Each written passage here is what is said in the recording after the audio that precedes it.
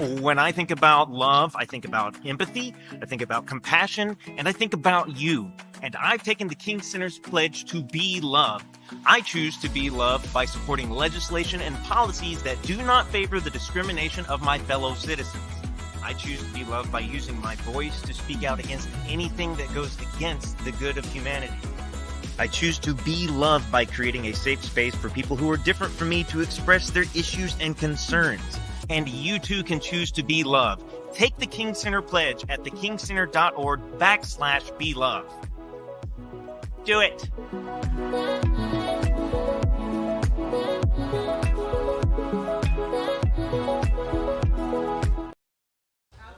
We're counting down. All right. Is it on? It turned off. You need another one?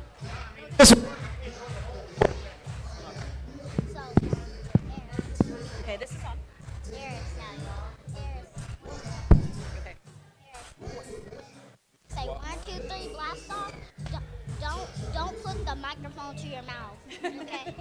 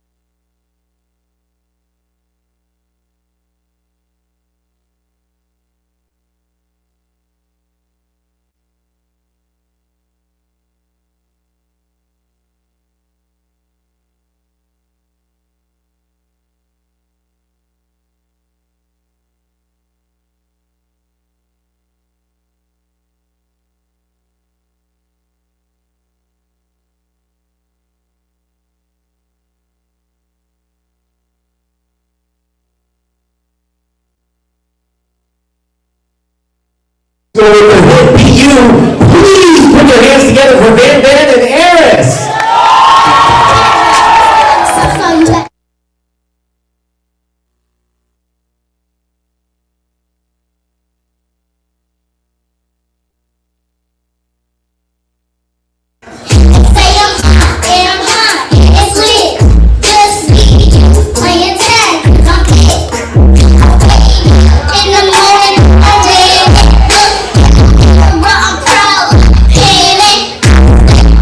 Perfect.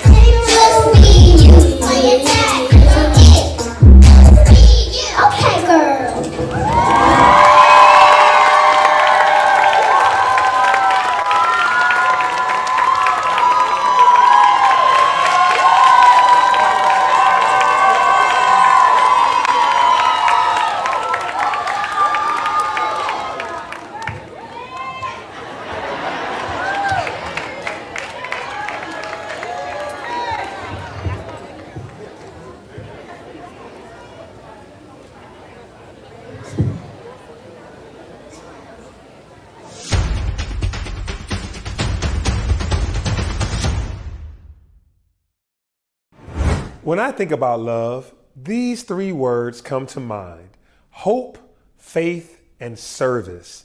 I pledge to be love. I choose to be love every day by owning the responsibility to stop any injustice that I see. I choose to be love by promoting unity and refusing to magnify division. I choose to be love by using love to stop any violence and hate in the world. Every day, I choose to be love. You too can choose to be love. Take the pledge to be love today by visiting thekingcenter.org/belove.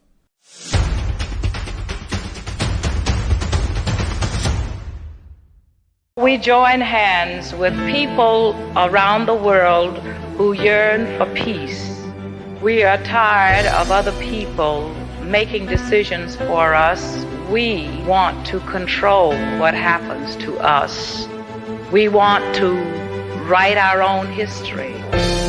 We want to tell our own story because we feel that we know it better than anyone else.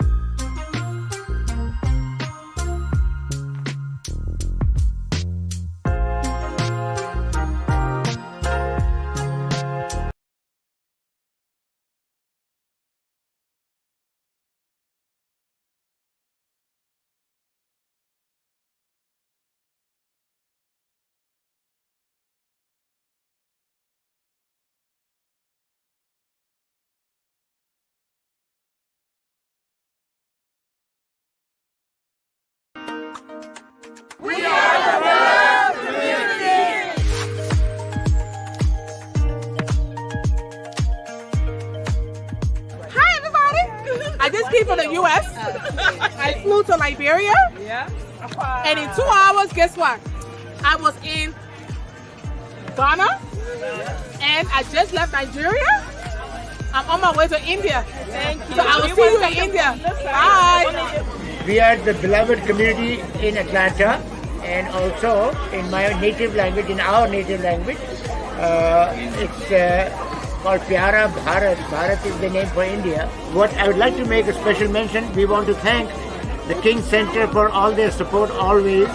Hi, we're the beloved community and this is the Netherlands. Let me just tell you a bit about our table. So this is very typical for the Netherlands, the wooden shoe. It is mostly decorations, but we do have farmers that still use them. And you are now Samurai. Samurai. Oh, you're welcome. This is Ma-I-Keru. Michael. Okay. We are the beloved community representing the Commonwealth of the Bahamas. If you look at our headpiece here, this is another festival. So these are our two largest festivals. This is our Junkanoo Festival, normally held in the winter during the month of December. We are the beloved community. Nous sommes la communauté bien-aimée. We're from the Canadian Consulate, as I said, and we're so happy to be a part of this. We have books on display for children. We have Viola Desmond, who's the Rosa Parks of Canada. We're here at the beloved community from Mexico. Bienvenidos a México. Estamos aquí con nuestra querida comunidad en el Martin Luther King Center y estamos platicándoles a todos, invitándolos a que vengan a México. We're inviting you all to come visit Mexico.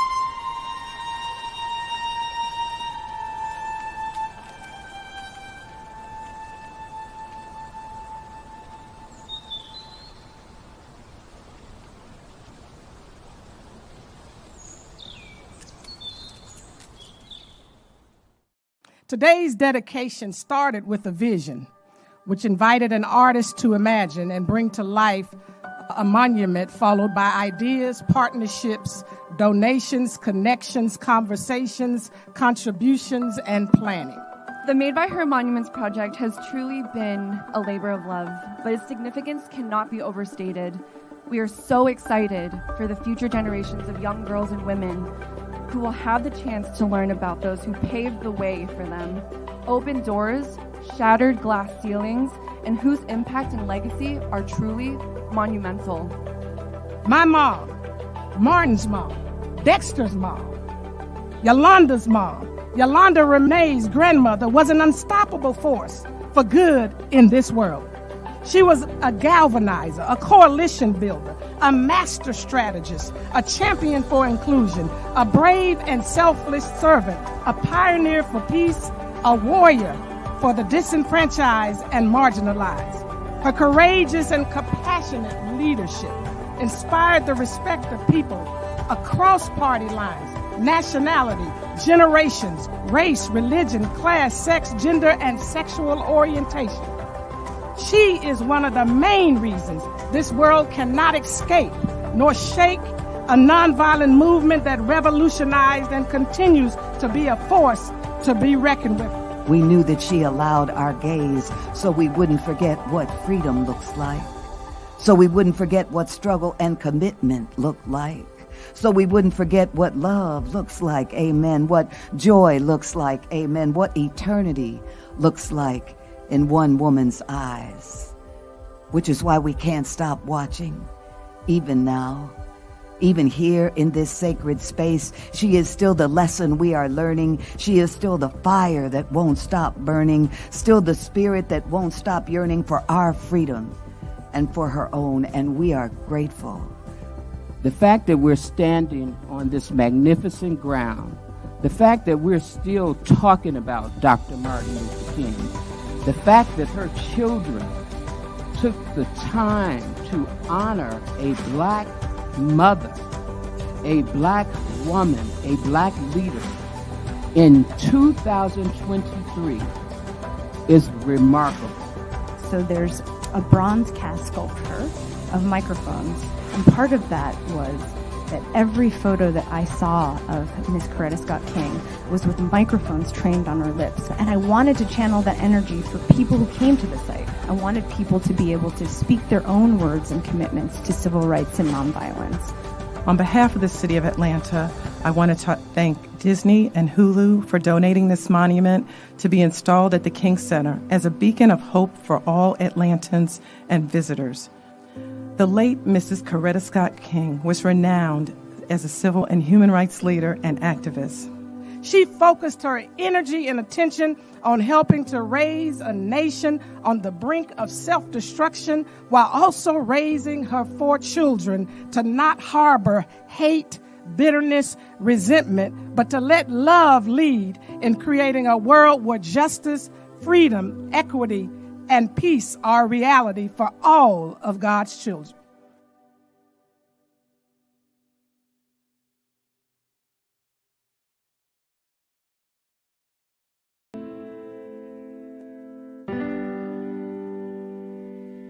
The nonviolent movement for social change must be properly interpreted, as well as developing programs that will deal with the issues of today. Dear Coretta. Dear Coretta. Dear phenomenal woman. Dear mother. I can still hear your voice lifted in song. I can still see the warmth in your eyes and feel the gentle wisdom of your words. You had a vision of the future that felt impossible to so many. But your faith, fortitude, and integrity laid the groundwork for it to become a reality. Thank you, Mrs. Coretta. For creating, for singing, for leading, for being. Heal the wounded soul. There is a God. You didn't just teach it, you lived it. You told your own story in your own words. When others spoke over you, you let your actions be a guide for those who chose to see. You are glorious. not because you were perfect, but because life's imperfections taught you grace. Sharpen your compassion and your passions. At this point, I feel even stronger, and I want you to know that you have my utmost support. You stared down hate, stood firm in your beliefs, protected the small, prepared a place for those who were oppressed. You showed us that resistance is a discipline, integrity is a practice in empathy, and courage can be cultivated by each and every one of us. When people decide to be free and they are united together in that effort, nothing can stop them. You weathered storms, rebuilt from charred embers, conquered fear, and laughed a lot. You told us that we could be anything and that our circumstances didn't define our greatness. Most of all, you taught us that our dreams matter. Dear Coretta. Dear Coretta. Thank you. Thank you. Thank you. Thank you.